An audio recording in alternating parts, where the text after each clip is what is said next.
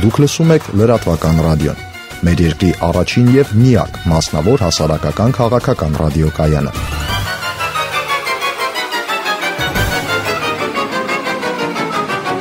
Լրատվական ռադիո FM 106.5։ Ողջույն տիկնայք եւ պարոնայք, դուք լրատվական ռադիոն եք լսում, որի եթերում իր աշխատանքն է սկսում Սա Հայաստանի եւ վերջ հաղորդում առաջադեմ տեխնոլոգիաների ձեռնարկությունների միության ղեկավար Կարեն Վարդանյանի հեղինակային ծրագիրն է, սա ինչպես գիտեք, Կարեն, բարև ձեզ։ Բարև ձեզ։ Գարեգին Խումարյանն է երկրորդ խոսափողի մոտ տնտեսության մասին ենք այսօր խոսելու, արգելի ռադիոլսողներ։ Կարեն, համաձայն եք, որ իշխանափոխությունից առաջ, վերջին այս իրադարձություններից առաջ ու հիմա էլ մեծ հաշվով, մենք այս 30 տարվա ընթացքում գրեթե ամբողջովին սպառել էինք մեր տնտեսական ամրության ռեսուրսը, այսինքն մի քիչ էլ ու կդադարենք գոյություն ունենալ։ Համաձայն եք։ Կարծում եմ այդ կետը երևի անգամ անցած ենք եղել, բայց ես ձեր թույլտվությամբ սկսեմ նրանից, որ իմ ցավակցությունս հայտնեմ մեր բոլոր ռադիոլսողներին եւ դիտողներին։ Երեք մահացավ Իգոր Մուրադյանը, որը որ նաեւ ոչ միայն Ղարաբաղյան շարժման հիմնադիրներ, ոչ միայն նրա նվիրյալ, ոնց որ նվիրյալներ, ռահավիրաններ եւ բացի դրանից խոշորագույն մերօրյա հայ տնտեսագետներ եւ գեոքաղաքական վերլուծաբաններ, իմ ցավակցություններս Մուրադյանի հետ կապված բոլոր մեր ռադիոլսողներին, հատկապես նրանց, ովքեր 88 թվին մասնակցում էին Ղարաբաղյան շարժմանը, սկսեցին մասնակցել եւ որոնց համար ակնհայտ է Մուրադյանի գրի ներդրումը շարժման մեջ եւ նրա այդ կերպարն էլ որպես ազնիվ եւ ազնիվ մարդ եւ մարդ, որ իր ամբողջ այդ երիտասարդ կյանքը նվիրեց վերամիավորմանը եւ գուցե այս թեման էլ հենց գալիս է կպնում է այս առումով, որովհետեւ օրինակ Իգորի դիսերտացիան նա Գոսպլանում էր աշխատում, Գոսպլանի ինստիտուտներից մեկում եւ 85 թվականին դիսերտացիան նվիրված էր նրան, թե եթե անդրկովկասյան տնտեսությունները առանձին աշխատեն, ապա ինչպիսի մոդելներ պետք է լինեն, որ նրանք էֆեկտիվ լինեն, այսինքն պատկերացնում եք 85 թվին արդեն պլանավորված էր Խորհրդային Միության փլուզումը, հակառակ դեպքում թեման չէին հաստատի։ Հակառակ դեպքում թեման չէին հաստատի, եւ Իգորը այդ թեման ամենալավ ուսումնասիրած մարդկանցից մեկն էր Խորհրդային Միությունում, իր այդ թեմայով շփումները ցույց էին տալի, նա ոչ միայն գիտեր բոլոր գործարանները, նրանց արտադրանքը եւ այլը, նրանց փոխկապակցությունը, նրանց կլիենտներին, բանին եւ այլը, անգամ մի օր տենց բան եղավ շարժման ժամանակ Գամսախուրդյան եկել էր Ջավախ, ինչ-որ համահանում էր սովորական իր ձևով, իրար հետ գնացել էինք, որպեսզի ինչ-որ փորձեինք հակազդեինք, ճանապարհին մեկ էլ սենց հեռու մի հատ գործարան է, ասում եմ, Իգոր, ասում եմ, ես ինչ գործարան է, ասում եմ, да, знаешь, они вот производили вот это, у них, они отправляли это в Новосибирск, там, в общем, электронային գործարաններ, Ժինա դիրեկտորը Լյուբովնիցը Շևարդնաձե բան էլ էս մանրամասնության գիտեր Ադրկովկասի տնտեսությունը եւ ընդհանրապես տնտեսությունը ուզում եմ ասեմ, որ այսօր տենց մարդկանց մենք խիստ կարիք ունենք, որովհետեւ անցած կառավարությունների մասին չեմ խոսում, որովհետեւ նրանց խնդիրը լրիվ ուրիշ էր, այսինքն դա ուղղակի մետրոպոլյան ասել էր իմ փողը տարբեր մետրոպոլյաներ ընդ որում ասել էին մեր փողերը կմուծեք ինչքան ուզում եք գողացեք, ըստ էության բանաձևը դա էր, այսօր հեղափոխությունից հետո արդեն խնդիրը առաջացե, թե մենք շարունակում ենք փողը մուծել ու շարունակում ենք գողանալ, թե շարունակում ենք փողը մուծել, ուղղակի մեր մասը չեն գողանում, թե ընդհանրապես ոչ շարունակում ենք փողը մուծել, ոչ է գողանում ենք։ Այսինքն տնտեսական մոդելը, մի բան էլ պիտի տնտեսական մոդել գտնենք, որով զարգանում ենք, այսինքն վերսիաները շատ կան, եւ մենք վատ վերսիաները կարեն 5 տարի, 6 տարի շարունակ այս տաղավարում քննարկել ենք, եկեք սկսենք լավ վերսիաներից, դիցուք ելնենք նրանից, որ երկիրը մերն է, կառավարությունը մերն է ու տոգորված է Հայաստանը։ Այդ լավը ոնց է, այսինքն որոշել, այսինքն դուք հիմա համոզված եք, որ Նիկոլ Փաշինյանը, ասենք Հայաստանը հանելու է միջազգային արժութային հիմնադրամի ջիրաններից, ունենալով 7 միլիարդ պարտք, այսինքն միանգամից sense կարողանալու է Հայաստանը հանի եւ ինքնուրույն տնտեսական քաղաքականություն վարի, այսինքն լավատեսականը պիտի ունենա ինչ-որ հիմք։ Հիմա դեռ այդ հիմքը չի երևում։ Մեր կենտրոնական բանկը մնում է համաշխարհային օլիգարխիկ ֆինանսական համակարգին կառույցներից մեկը, այսինքն դա սուվերեն բանկ չի, այսօր տնտեսական քաղաքականության մեջ դեռ փոփոխություններ չկան, մենք ունենք գողությունը, այսինքն նախքին մենք այսօր ունենք ինչը, այսինքն սիստեման աշխատում է մետրոպոլիաներին վճարելով, շարունակում է վճարել, Նիկոլ Փաշինյանն այսօր սկսել է գողանալու հատվածը, այն որ մեզ ասել էին այ դուք մեզ վճարեք, բայց այսքան էլ կհալցենք ձեզ, որ դուք գողանաք, այդ գողանալու հատվածը ոնց որ պայքարում է դրա դեմ։ Այսինքն այն օլիգարխները, որոնք այդտեղից ստանում էին, դրանց հիմա նստացնում են, բռնում են եւ այլ, եւ մենք հույս ունենք, որ այդ գողոնի մի զգալի մասը կվերադառնա տնտեսություն, որ տնտեսությանը թույլ կտա շնչելու։ Բայց թույլ տալ շնչելը դա զարգացումը չի դեռ։ Զարգացումը պայմանավորվում է տնտեսական քաղաքականությամբ։ Ու հիմա խնդիրը, որ նայում ես, թե ով է հայտարարելու, մենք սենց ուշով սպասում ենք, որ ինչ-որ մեկը տնտեսական քաղաքականության մասին մեզ հայտարարի, բայց պարզվում է, որ այնտեղ ասենք այդ էկոնոմիկայի նախարարը նույն նախարարությունը արել է 2 տարի առաջ, էկոնոմիկայում, այն ժամանակ բան չուներ ասելու, հիմա էլ բան չունի առանձնապես ասել։ Այսինքն չի զգացվում, որ էկոնոմիկայի նախարարությունը այս ընթացքում, ասենք ինչ-որ տնտեսական լուրջ նախաձեռնություններով հանդես եկել,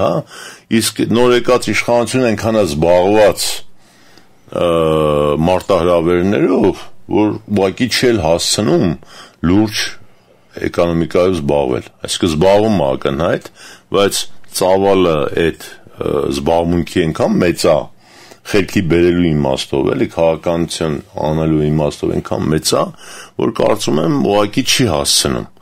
Եվ եթե սկսեց ընտրական շրջան, ընդհանրապես չի հասցնելու։ Ընդհանրապես չի հասցնելու, այսինքն մենք ստեղ այսօր տենց լուրջ խնդրի առաջ են կանգնած, որ զուտ քաղաքական պատճառով ներկա իշխանությունը ռեսուրս չունի, որը մտածելու։ Անդրում այդ ռեսուրսը բան չի, այդ ռեսուրսը փողի հետ կապված չի, ինքը կազմակերպչական ռեսուրսի մասին է խոսքը եւ մտավոր ռեսուրսի։ Այսինքն ճանաչել ով կա հանրապետությունը, որը կարող է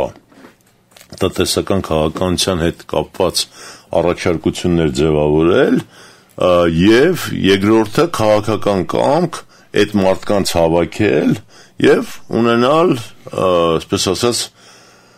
վարչապետին կից կամ կառավարության կից տնտեսական խորհուրդ, որը զբաղվում է ինդուստրիալիզացիայով։ Այսինքն իրական նույն վիճակն է,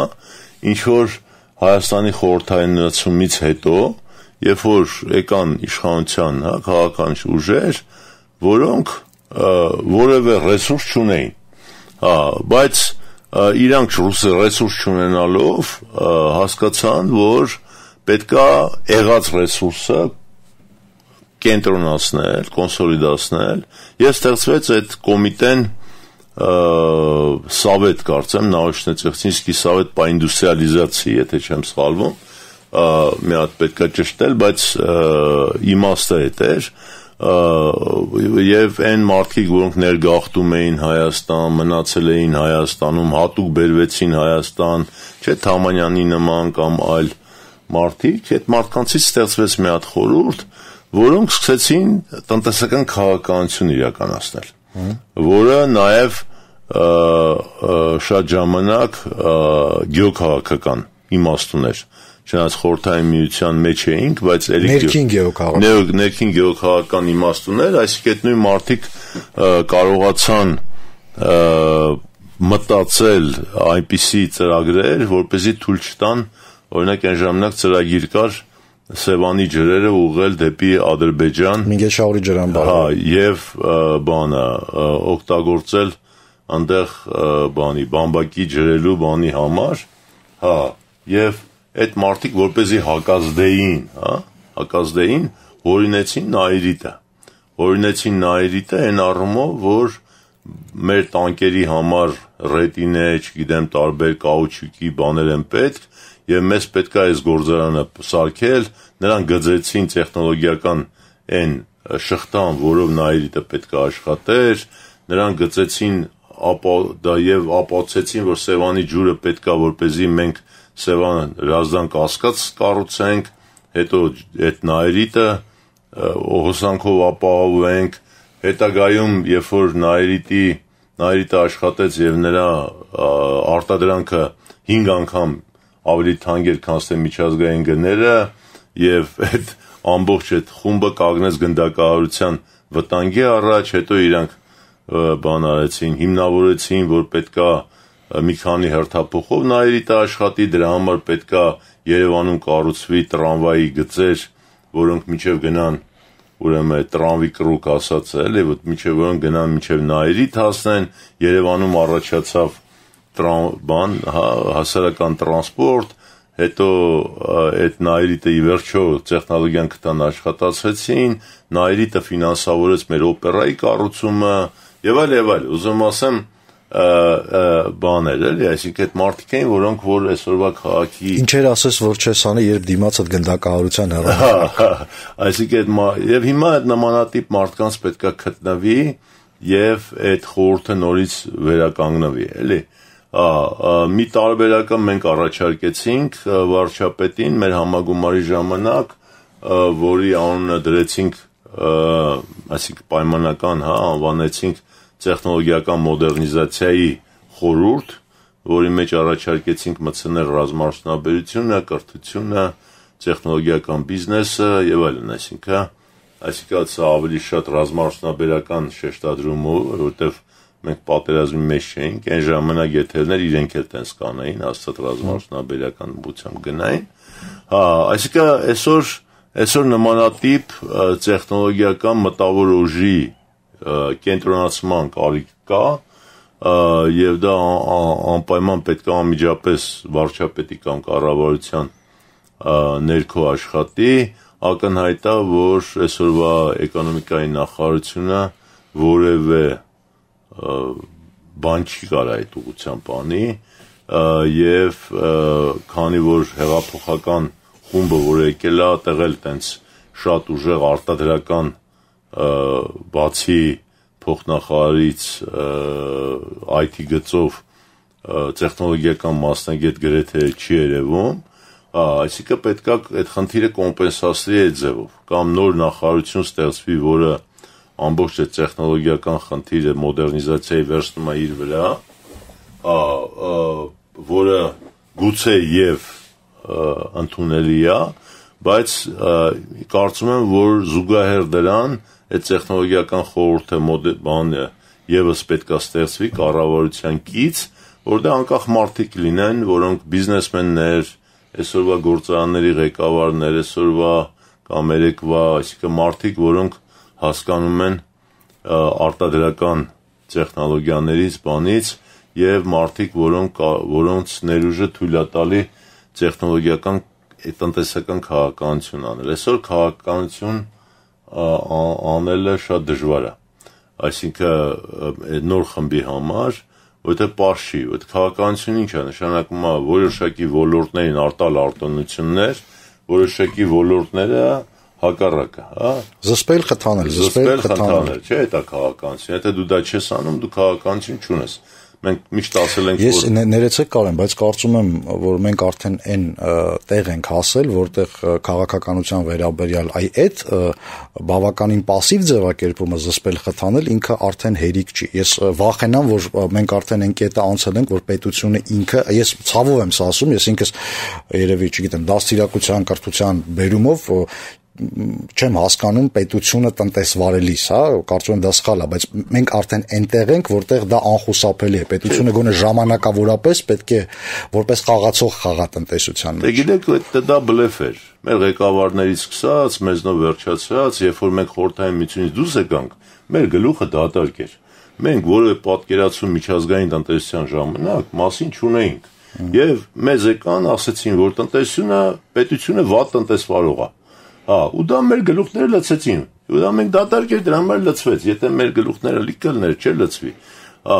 ու ես ինքս անձամբ եմ տեսել, հասկանում ես, երբ որ ասենք Deutsche Post-ը, հա, կամ Deutsche Bahnhof-ը, այսինքն երկաթգիծն ու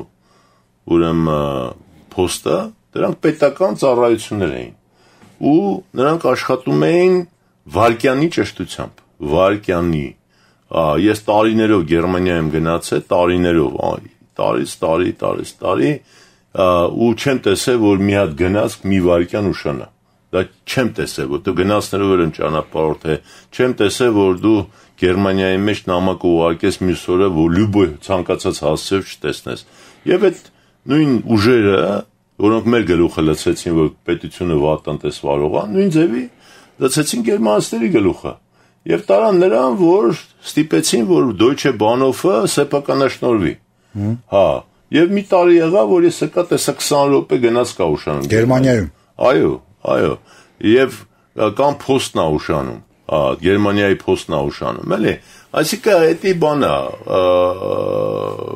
դա բլեֆ է։ Ասենք այսպես, միշտ չի, որ պետությունը վատ տնտեսվարող է, ու միշտ չի, որ հանրայինը լավ տնտեսվարող է։ Մենք հեսա մասնավոր տնտեսվարող ունեցանք 30 տարի, սեփականաշնորհումի տեսքով։ Եթե այդ ճիշտ ելներ, որ մասնավորը լավ սեփականատեր է, մենք հիմա ուր էինք ասել, բայց մենք ինչ ունեցանք, մենք ունեցանք թալանված գործարաններ, հիմա էլ, որ նայես մեր աշխատող տնտեսությունները, ես չի ասի, որ նրանտեղ արտադրողականությունը ասենք շատ բարձր է։ Շատ ցածր արտադրողականությամբ հիմնականում հիմնված աշխատողներին ցածր վարձատրելու վրա շահույթ են ստանում, ու դեռ չէ որ դրանք ու դա խոսում են մեր ամենամեծ արտադրողների մասին, էլի, որոնք որ կոչվում են այդտեղ բիզնեսմեն, օլիգարխ բիզնեսմեններ բաներ, Ես կարող եմ ասել այն ոլորտից օրինակ վերել, որից հասկանում եմ, այդ օրինակը այսպես իմ տրամաբանությունն է շարունակում, օրինակ հանրային հեռուստատեսությունը շատ ավելի նվազ արտադրողական է, քան բոլոր մասնավոր հեռուստաընկերությունները։ Շատ ավելի նվազ արտադրողական։ Հասկանալի է, հասկանում եք, խնդիրը այն է, որ եթե դու ընդհանուր երկրում չես աշխատում դիսցիպլինայի վրա, կատարողական դիսցիպլինայի վրա եւ այլը, բնական է, որ այդպես է։ Եվ դու երկրի ներսում բոլորին ասում ես տղեկ մեր նպատակը գողանալն է։ Չէ, էլ չենք ասում, դե պրծավ։ Չէ, դե բայց միևնույնն է, մի հակառակն էլ դեռ չենք ասում։ Մենք հակառակը դեռ չենք ասել։ Բա մեր նպատակը ինչ է, եթե գողանալը չի։ Բա ինչ է մեր նպատակը։ Որն է մեր տեսլականը, որն է մեր քաղաքականությունը, ինչի հետևից ենք մենք գնում, երեխեքին ոնց ենք դաստիարակում եւ այլը, չէ՞։ Այսինքն ռազմահայրենասիրական, չգիտեմ, դաստիարակության ինչ որ բանա գրվում, դատարկ ինչ որ թուղթ, հա, որ էս իշխանություն չի, անցած իշխանությունն է գրում, բայց դա դեռ չի նշանակում երեխուն սարքել, ասենք, բան։ Նորմալ մարդ։ Բան, երկրի, արտադրող երկրի, զարգացող երկրի քաղաքացի։ մենք այդ մանաձևերը դեռ երեխեքին չենք սովորացրել։ Մենք դեռ շարունակում ենք երեխեքին տալ, չգիտեմ, ուր որ տալիս ենք երեխեքին խոսալ կաշառքի մասին եւ այլ, էլի։ Այսինքն Կամ դուք ճանաչում եք որևէ մեկին այդ ձեր շրջապատում կա ինչ որ մեկը ում հետ կարելի է նստել ու լուրջ խոսել տնտեսության մասին, բացի պրոֆեսոր Ադոնցից։ Ես կարծում եմ, որ տնտեսությունը իհարկե Մուրադյան Իգորյի հետ կարելի է խոսել տնտեսության մասին, բայց իր այդ դրա մասին չէին խոսում ոչ ոք, բոլորը խոսում էին իր այդ Ղարաբաղի մասին։ Գեոքաղաքական, չէ, ավելի շատ ինքը Ղարաբաղի մասին չէր գրում վերջի տարիները, հիմնականում Սևծովյան է Սավազանի գեոքաղաքական դասավորվածության մասն էր գրում, հիմնականում էդ էր, էլի, տնտեսության մասին անհատական չի լինի խոսալ, ես համոզված եմ, որ այսօր մենք կոլեկտիվ խոսքի կարիք ունենք, որովհետև էլ եմ ասում, մեր գլուխները դադարգեր, մեր գլուխները լցրեցին։ Չէ, ինչի եմ հարցնում, որովհետև տպավորությունն այնպեսին է, որ մեր կառավարության տղաները, տնտեսական բլոկի պատասխանատուները, հիմա սպասում են, երբ է Աճեմօղլուն գալու, այդ հիմնական պարամետրերը նկարի տա ձեռքներ։ Ոչ մեկ չի լինելու։ Ոչ մի Աչանօղլու, չգիտեմ ինչ։ Չէ, ես գիրքը կարդացել եմ, գիտեմ, որ չի լինելու։ Հետաքրքիր գիտնական է, բայց ես համոզված եմ, մինչև մեր մոտ նույն տնտեսագետների, ինչ որ մենք խոսում ենք, տնտեսագետների ասոցիացիա, եթե մենք եղած չեղած լավ են, վատ են, չգիտեմ, տարբեր կոնցեպտներ ունեն, բաներ ունեն, եթե մենք չենք կազմակերպելու տնտեսագետների, ընդ որում ոչ միայն տնտեսագետների, այլ նաև ռեալ բիզնեսում գտնվող մարդկանց, ռեալ արտադրողների դիալոգը չենք կազմակերպելու, ու այդ դիալոգը պետք է լինի բաց, թափանցիկ, ուղիղ եւ այլ, այլ ոչ թե ասենք ես, չգիտեմ, պրեզիդենտի մոտիկ եմ կարամ սաղին բանեմ եւ այլն։ Այդ նույն Աճեմօղլուն պետքա բերեն այդ նույն դիալոգին մասնակցի։ Այսինքն պետքա քննարկում, որպեսզի բլեֆերը, դատարկությունները չանցնեն, այսինքն այն արտաքին բլեֆը, որով մեզ կարացել են ճորտացնեն, այդ թեմաները, այսինքն նեոլիբերալիզմի հիմնական արժեքը, հասկանում ես արժեքները, բաները, որ ինչ սոցիալական քաղաքականություն, ինչ բան, շուկան ամեն ինչ կդզի, բան, եւ այլ, այդ հիմարությունները եթե դուրս գա դիալոգի մեջից, ու ռեալ դիալոգը լինի, այս մեր ռեսուրսներն են, այս մեր արտադրական ռեսուրսներն են, այս մեր հանքային ռեսուրսներն են, այս մեր մարդկային կամ բնական ռեսուրսներն են, այս մեր սկզբունքներն են, այսինքն այս մեր ադատներն են, չէ, մենք չենք ուզում, չէ, որ ասենք ծերերին օրինակ շուտ ոչնչացնենք, որպեսզի լավ ապրենք։ Ինչ որ հիմա Ռուսաստանը արեց, երբ որ վերցրեց բանի ամեն երկրորդ տղամարդը թոշակային տարիքի ուղղակի չի հասնելու այս ռեֆորմից հետո։ Չէ, հիմա բոլորը չեն հասնել, 90-70%-ը ռեգիոններով գրած էր թե միջին, ուրեմն թոշակային տարիքը, միջին բանը, էլի, ապրելու տարիք ինչքան է, ուրեմն մոտավորապես 30 ռեգիոնում ընդհանրապես նրանք չեն ստանալու թոշակ։ Այսինքն մկված թոշակի տարիքը, որ նոր բարձրացնում են, ուրեմն 30 ռեգիոնում այդ մարդիկ այդ տարիքից ցածր են, 3 տարի, 4 տարի, 2 տարի, բայց ցածր են։ Այսինքն դա ինչ է նշանակում, դա ասում ես դու, որ հնարավորինս շուտ թող ծերերը ոչնչանան, որպեսզի մենք ընդ ծախսեր չունենանք, այդ փողը ուղարկենք դուրս։ Տեսեք, այ շատ լավ օրինակ է,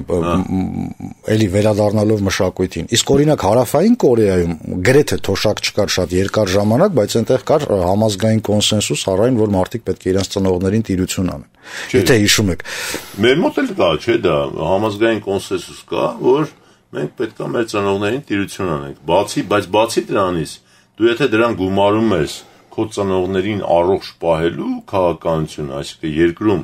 առողջության ուշադրություն դարձնելու, մարդը աշխատանքային վիճակում է գտնվում, կարա գտնի մինչև 80 տարեկան։ Մենք հազարավոր օրինակներ ունենք, իմ հարևանուհին 92 տարեկան է, ամեն օր երեխեքին լավագույն մեր դաշնակահարների դասատունը մինչև հիմա դաս է տալիս, հասկանում, տուն տանն է տալիս, բայց մինչև հիմա աշխատում է, հասկանում, այսինքն եթե դու մարդուն մտավոր եւ ֆիզիկական առողջության հնարավորություն տաս, ես հիշում եմ, որ իմ հայրս եւ իր շրջապատում շատերը գնացին աշխատանքից դուրս գալու պատճառով։ Երբ որ եկավ թոշակի տարիքը եւ նրանք դուրս եկան եւ այդ ստրեսը, որ իրանք չեն աշխատելու, մտավոր էր ֆիզիկապես պատրաստ էին աշխատելու ու աշխատում էին։ Ես կուզեի վերադառնալ մեր զրույցի ամենասկիզբը, եկել է նոր իշխանություն։ Հրապարակել է թեկուզ եւ անցումային ծրագիր, բայց այնուամենայնիվ այդ ծրագրի մեջ երևում է նրանց պատկերացումը տնտեսության վերաբերյալ։ Նրանք ասում են հետեւյալը. մենք կվերացնենք համակարգային կոռուպցիան, մենք կվերացնենք արտոնյալներին տնտեսության մեջ, մենք կանենք այն, ինչը գրված է օրենքներով։ Դուք կունենաք նորմալ ազատական տնտեսություն, ինչ կուզեք կներմուծեք, ինչ կուզեք կարտահանեք, ընդ որում դա կանեք առանց կաշառքի։ Այս երկու մեսեջները շատ հստակ են կառավարության ծրագրի մեջ, բայց ես շատ վատ մտավախություն ունեմ, որ մենք արդեն տեղում ենք, որ գահավիժման իներցիան, այդ նույնիսկ այդ երկու բարեփոխումները անցկացնելով։ Փոքր բուրժուական պետություն, տենց կարելի է կառուցել։ Չէ, բայց մենք Լիբանան չենք, չէ՞ կառուցում։ Դե հիմա ստացվում է, որ Լիբանան են կառուցում։ Հասկանում եք, որովհետև այդտեղ հաշվի առած չի պատերազմը։ Պատերազմը պահանջում է ռազմարդյունաբերություն, արդյունաբերություն։ Այսինքն այն ինչ որ Խորհրդային Միությունը արեց 30 թվից հետո, երբ որ հասկացա, որ ինքը գնում է դեպի պատերազմ, ու երբ որ նայեցին կողքերը, տեսան, որ անգամ սովորական, ասենք, սլեսար, պլոտնիկ, չգիտեմ, բան չի մնացել, գյուղերում կառուցեցին այդ բանը, իզբա չիտալինա, որ մարդիկ կարդան, եւ կրթական համակարգը ամբողջությամբ վերականգնեցին գերմանական կրթական համակարգը, եւ շատ արագ հասան նրան, որ արդեն 40 թվականին արդեն իրանք ռազմական տեխնիկա էին արտադրում։ Շատ արագ հասան դրան։ Իհարկե երկրում էլի բաներ փոխվեց, Ամերիկայում կրիզիս էր եւ նրանք ամերիկական տեխնոլոգիաները բոլորը առան բերեցին այդ նույն թվերին եւ այլն, բայց մոտեցումը ակնհայտ էր, այսինքն մարդիկ հասկացան, որ պատերազմա լինելու, իսկ մենք ոչ միայն գիտենք, որ պատերազմա լինելու է, մենք գիտենք պատերազմի մեջ ենք։ Այսինքն այս սխեման չի ցույց տալի ռազմարդյունաբերության կառուցման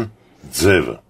Այսինքն տնտեսական քաղաքականությունը, որտեղ տնտեսական քաղաքականությունը այսօր ասում է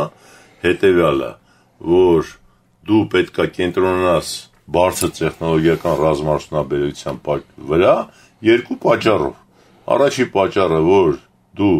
պատերազմելու ես եւ քո սեփական զենքը պետք ունենաս, եւ երկրորդ պատճառը, որ բարձր տեխնոլոգիական ռազմարդյունաբերությունը ինքը արտաքին շուկա է քեզ ապահովում արտահանման համար։ Քաղաքացիական ճյուղեր կան, որոնք այդ նույն ապրանքը կարաս արտահանես, եւ ռազմական ճյուղեր կան, երկրներ կան, որոնք դա չունեն եւ հաճույքով կգնեն։ Այսինքն այսօր քաղաքականության խնդիր է եւ քաղաքականություն կողմնորոշվելու խնդիր է։ Ու ակնհայտ է, որ այդ ձեր ասած փոքր բուրժուական գոյատևումը ինքը չի կարող ապահովի երկրի սուվերենությունը, մինչև որ դու քաղաքականության մեջ չդնես ռազմարդյունաբերության բլոկը եւ որպես պրիորիտետ չզարգացնես։ Եվ ինքը բերելու է նաեւ մյուս բլոկերի մոդեռնիզացիայի։ Ու չքաշվես անձամբ զբաղվել դրանով, այսինքն խոսքը գործարաններ հիմնելու մասին է։ Հիմա մեր գյուղացիներին, որ ուղղակի իրանց թողենք, այդ էլի մեր գլուխը լցրածներից էր, էլի, որ թողեք շուկան ամեն ինչ կարգավորի։ Մենք տեսանք ոնց կարգավորեց։ Մենք գյուղատնտեսության մեջ 80% անկում ունեցանք, 90% անկում ունեցանք։ Հիմա մեր գյուղացիները, որ հենց թողես, իրանք կոոպերատիվ չեն ստեղծի, իրանք շարունակեն իրար խաբել, իրար գցել եւ այլ եւ այլ։ Դու քաղաքականություն դի ունես։ Ասենք Կարեն Կարապետյանը ասում էր, այ եթե մենք կաթիլային ոռոգում մտցնենք, ամեն ինչ լավ կլինի, բայց կաթիլային ոռոգումով չի։ Այսինքն դու պետքա գյուղը բարձրացնես եւ հոգեպես եւ սկզբունքային իմաստով, հետո նոր տեխնոլոգիական առումով։ Հետո կարողանաս կրիտիկական մթերքը քո երկրում ստանալ։ քրիտիկական քո անհրաժեշտ մթերքը ստանաս, որտեղ դու պատերազմու երկիր ես, պարզ, այսինքն ստեղ գյուղատնտեսությունը հանդես է գալի նույն դերում, ինչ որ թեմայից շեղվում ենք, բայց այս էլ է սուպեր բարդ խնդիր է։ Քանի գյուղատնտեսության մասնագետ ճանաչում եմ, բոլորին այդ հարցը տվել եմ, ասել եմ, օրինակ, մենք կարող ենք ինքնուրույն աճեցնել այն քանակությամբ հացահատիկայինները, որոնք որ մեզ պետք են, մարդիկ նույնիսկ հրաժարվում են այդ թեման քննարկել, ասում են, գիտես, ժամանակակից աշխարհում ազատ շուկայական հարաբերությունների պայմաններում դա ուղղակի պետք չի, որովհետև եկեք մենք աճեցնենք ավելի թանկ բաներ, իսկ հացահատիկը սկսենք ներմուծել։ Դե այդ գյուղատնտեսներին իրանց է պետք աճեցնել, հասկանում ես, որտեղ նույնիսկ քննարկել են, որտեղ խոտ են։ Հասկանում ես, մարդը եթե չի հասկանում, հասկացան գյուղատնտեսես, բայց չտեսնել, որ դու պատերազմի մեջ ես գտնվում եւ դու ավտոնոմ պետք է կարողանաս։ Մանավանդ որ մենք դա տեսել ենք մեր աչքով, երբ էինք մենք խնդրում, որ թուրքերը ճանապարհ բացեն, որ Եվրամիությունից այդ ծորեն օգնությունը գահասնի։ Սիրիան եթե մեզ չօգներ, մենք սովից սատկելու էինք պատերազմի ժամանակ, որովհետեւ մենք սեփական ռեսուրսներ չենք ստեղծել։ Եվ Ասադը մեզ օգնեց եւ մենք պետքա հավերժ շնորհակալ լինենք Ասադին եւ իր ընտանիքին։ Խոսքը հոր մասին է, Հաֆեզ Ասադը։ Հոր մասին է խոսքը, Հիմա մենք պատերազմող երկիր ենք։ Այդ նույն ձևով կարելի ասել ինչն է պետք մեզ ռազմաարդյունաբերություն, նույն ձևով մեր գեներալներն են մտածում։ Այնա ռուսները մեզ տալիս են, ինչ տարբերություն է։ Այդ երկու մտածողությունը նույն մտածողություն է։ Երկուսն է խոտային, խոտ, մարդը եթե ինքը խոտ է, տենց է մտածում։ Այսինքն չի հասկանում, որ դա պատերազմ է։ Այսինքն հասկանալի է։ Հիմա մենք տես խնդիր ունենք։ Այսինքն մենք պետք է մեզ ապահովենք եւ ռազմաարդյունաբերությունով եւ սնունդով, որովհետեւ երկուսը իր հետ կապված են, որովհետեւ զինվորին եւ զենք ես տալի եւ սնում ես։ Եթե որևէ մեկը դրանցից չես տալի, զինվորը չկա։ Դուք կիմանաք, Կարեն, ձեր թեման է, այդպես շատ եք ուսումնասիրել։ Այս Սինգապուր օրինակ, պարենային անվտանգության հարցը ոնց է լուծում։ Երևանի չափ կղզի է փոքրիկ, որտեղ են ինքը այդ ամեն ինչը աճեցնում։ Դե գյուղատնտեսություն կա, ասես ասեմ։ Սինգապուրում։ Շատ փոքր։ Դե դժվար է խոսալ մի երկրի գյուղատնտեսության մասին, որը որ Երևանի չափ է, ունի 5 միլիոն բնակիչ, ինքը ամբողջությամբ դե բարձր շենքերով ծածկված է, բանա, մի փուճուր գյուղատնտեսություն ունի, մի փուճուր, բայց բան, ինտենսիվ եւ գիտատար, այսինքն նրանք շատ ուսումնասիրում են, այդ գյուղատնտեսական բաները, այնտեղ ուրիշ է խնդիրը, օվկիանոս է, 4 կողմից բաց է, կողքի բոլոր երկրները գյուղատնտեսական են, պատերազմի մեջ չես ուղակի, բայց անգամ մտներ այդ ժամանակ Սինգապուրի բանակը այսօր աշխարհի ամենահզոր բանակներից մեկն է։ Սինգապուրի ռազմաարդյունաբերությունը այսօր ամենաուժեղ ռազմաարդյունաբերություններից մեկն է։ Մենք իրանց հետ շփվում ենք այդ առումով։ Սինգապուր տեխնոլոգի ընկերությունը Հայաստանում ստորաբաժանում ունի։ Այդ ավտոմատ կրակող սարքերը, որ դրանցից մեկը ստորաբաժանում ունի, երկուսն էլ կոնտրակտներ ունեն։ Որտեղ այդ Սինգապուր տեխնոլոգիան բաժանված է մի 40 ընկերության, իրանց հիմնական ռազմաարդյունաբերությունն է, կազմված մի ընկերությունը բաժանված է մի 40 Սինգապուր տեխնոլոգի նավի, այսինքն նավերով զբաղվող, նավատորմով զբաղվող, բան, Air Force, չգիտեմ, մեսյան, Electronics, բան եւ այլն, էլի։ Հիմա այդ հզորագույն ռազմաարդյունաբերությունը, հզորագույն ու այդ մարդիկ հասկանում են, որ էս է իրանց պահողը, որովհետև եթե այդպես չլինի, իրանք ոչ կարող են բիզնես հրավիրել, որովհետև ողջ երկիրը կթողի դու բիզնեսը կհրավիրես, կչաղանաս, հետո թաթով կխփի, կվերցնի սա։ Նույնը Շվեյցարիան է, չէ՞, սկզբունքս բոլորի մոտ նույնն է։ Այսինքն ռազմաարդյունաբերությունը համար առաջի տեղում, ռազմական պատրաստությունը առաջի տեղում, նույնը Սինգապուրում, բոլորը գնում են անընդհատ վերապատրաստման, անընդհատ։ Մինչև 60 տարեկանը գնում են վերապատրաստման։ Այս նույն խնդիրն է։ Հիմա երբ որ մենք վերադառնում ենք տնտեսության, ապա ակնհայտ է, որ խնդիրը դա ռազմաարդյունաբերությունը եւ իր թելադրող խնդիրները։ Որտեղ ռազմաարդյունաբերությունը թելադրելու է ոչ միայն էլեկտրոնիկա, ոչ միայն ծրագրավորում, ոչ միայն լազերային տեխնիկա, ոչ միայն եւ այլն, նա թելադրելու է նաեւ բիոտեխնոլոգիա, նա թելադրելու է քիմիա, չէ, պայթուցիկ պետք է արտադրես եւ այլ եւ այլ։ Այսինքն այս ամբողջը դա կառուցվել է ռազմաարդյունաբերության շուրջ, որը թույլ է տալու, որպեսզի մենք կարողանանք լինել արտահանող երկիր եւ ռազմաարդյունաբերությունում եւ բարձր տեխնոլոգիաների ոլորտում, եւ երրորդը թույլ է տալի ողջ մնալ, որովհետեւ մենք կարողանալու ենք պաշտպանվել մեր սեփական զենքով։ Ամփոփելով, որքան էլ այսպես տհաճ չլինի սա բարձրաձայն ասելը, բայց բոլոր այն երկրները, որոնք անցել են արագ մոդեռնիզացիայի փուլ, մի սերնդի ընթացքում տարածիորեն, այնտեղ դա արել է պետությունը ուղղակիորեն մասնակցելով այդ ամեն ինչի, հատկապես եթե մենք խոսում ենք տեխնոլոգիական ոլորտին, այդ դուք Սինգապուրի մասին սկսեցին խոսել, Սինգապուր, Հարավային Կորեա, Թայվան, հա, Մալազիա, այն երկրները, որոնք ունեցել են կայծակնային տեխնոլոգիական ինդուստրիալ աճ, այնտեղ պետությունը խաղացել է որպես լիարժեք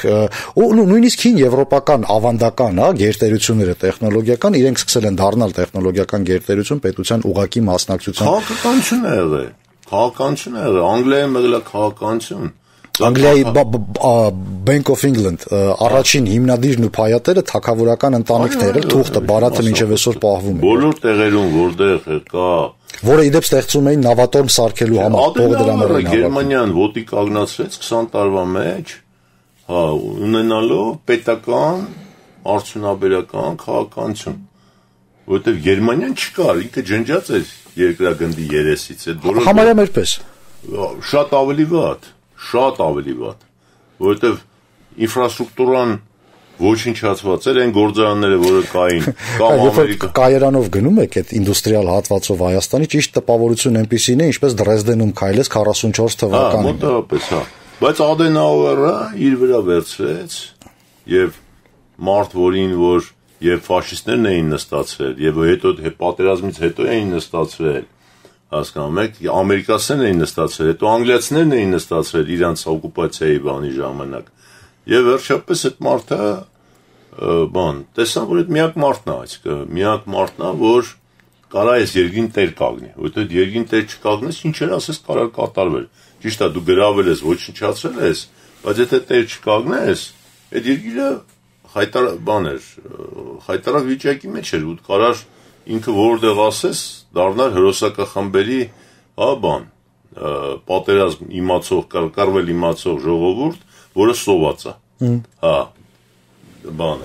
հա, եւ վերջապես անգլիացիները ստիպված տեսան, որ իլ մարդ չկա, որը գա, ասենք այս երկրում տեր կանգնի։ Հա, ու Ադենաուրը դուրս եկա փողոց ժամը 7-ին, ասես բոլորս 7-ին գնում են գործի։ Հա, ինչ գործ, ինչ բան։ Նույնիսկ գործազուրկները։ Հա, բոլորը գործազուրկ են, գործարաններ չկա։ Առաջի հերթին սկսում են քարեր հավաքել, շենքերը հավաքել։ Մեր քանդած շենքերի քարերը հավաքել, հետո շենքերը վերականգնել, սա գործ է։ Մի փոր հացով։ Հա, պետությունը բերում է էփած ճաշը, հա, ու քանի որ բոլորս սոված ենք ու այդ էփած ճաշի կարիք ունենք, մենք այդ ճաշը ուտում ենք ու մեր պետությունը քար առ քար վերականգնում ենք։ Հա, դրանով է Գերմանիան այսօր Գերմանիա։ Այդպես մի փոր հացով Հայաստան իրան երկաթուղի կարողանանք սարքել, ինչ եք կարծում։ Եթե այդպիսի նպատակադրում լինի, պետական հստակ քաղաքականություն։ Հոգևորն է կարող, Ադենաուրը տվեց հոգևորը։ Հասկանում եք, հոգևորն է կարող, եթե դուք հոգևորը կարացիք փոխեք, մանետ փախցնելը, եթե ժողովրդի պրիորիտետն է, չեք կարող կառուցեք ոչ մի բան։ Ոչ հեկատուղի, ոչ էլ անգամ մի հատ տրոտուար չեք կարող կառուցեք։ Հա, անգամ այդ թաղամասում որ գաք լիքը աղքատ կա, բերեք ճաշը դնեք, ասեք մի հատ, ասենք բորջուր կառուցեք, ոչ մի չի կառուցի։ Հետաքրքիրը գիտեք որն է, ես չգիտեմ որքանով է մանետ փախցնելը ավելի քիչ պրիորիտետ այսօր քան 3, բայց համենայն դեպս այդ մասին բարձրաձայն խոսելն արդեն կարծես թե մովետոն է։ Այն հա կառուցվածքները, ով էլ լինի գողանալու է, ես չգողանամ ուրիշն է գողանալու եւ այլն եւ այլն։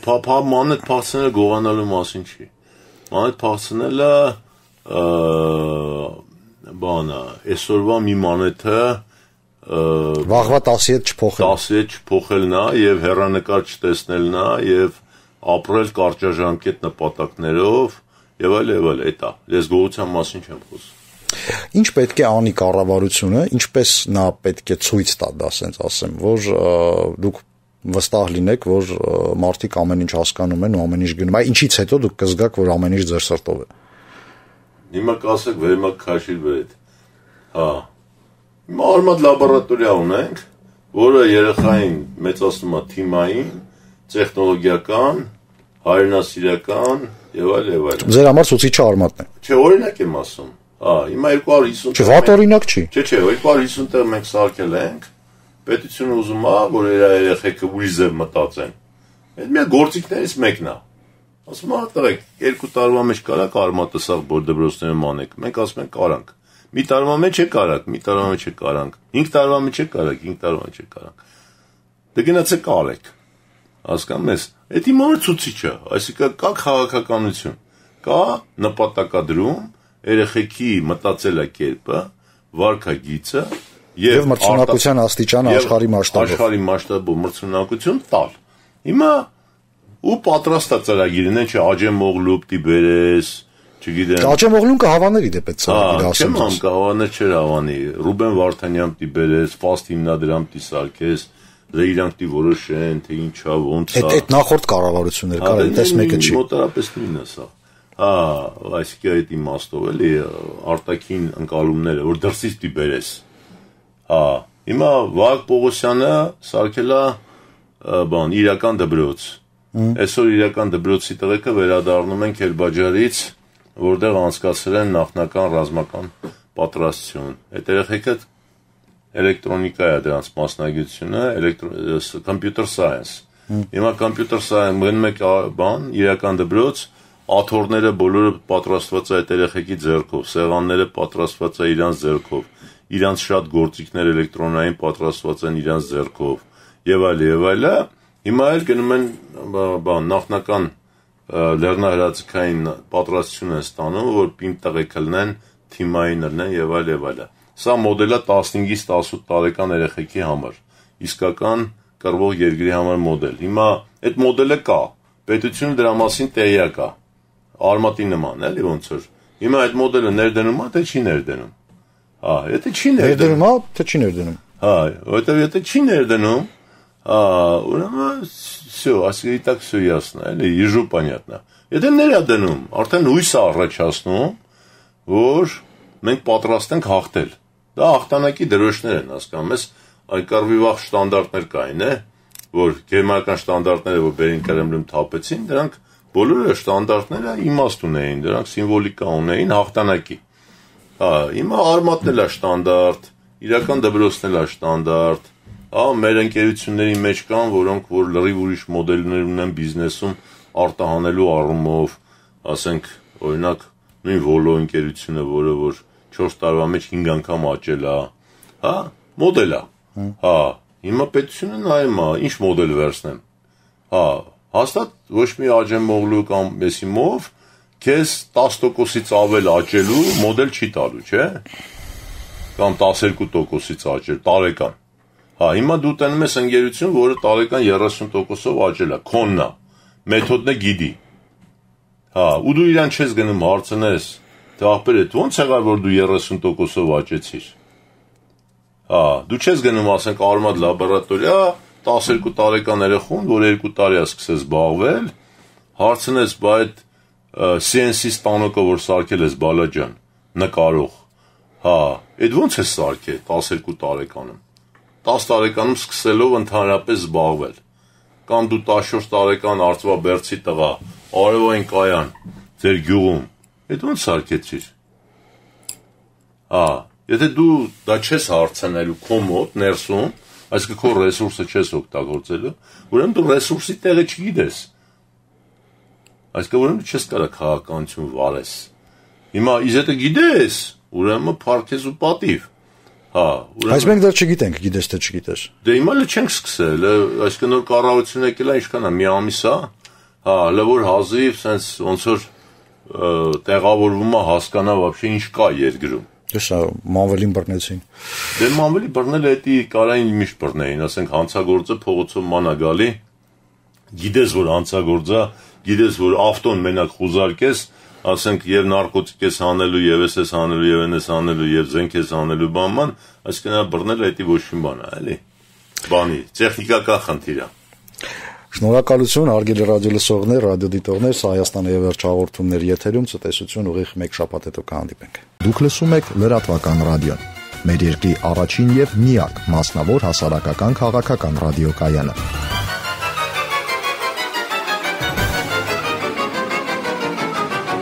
Լրատվական ռադիո FM 106.5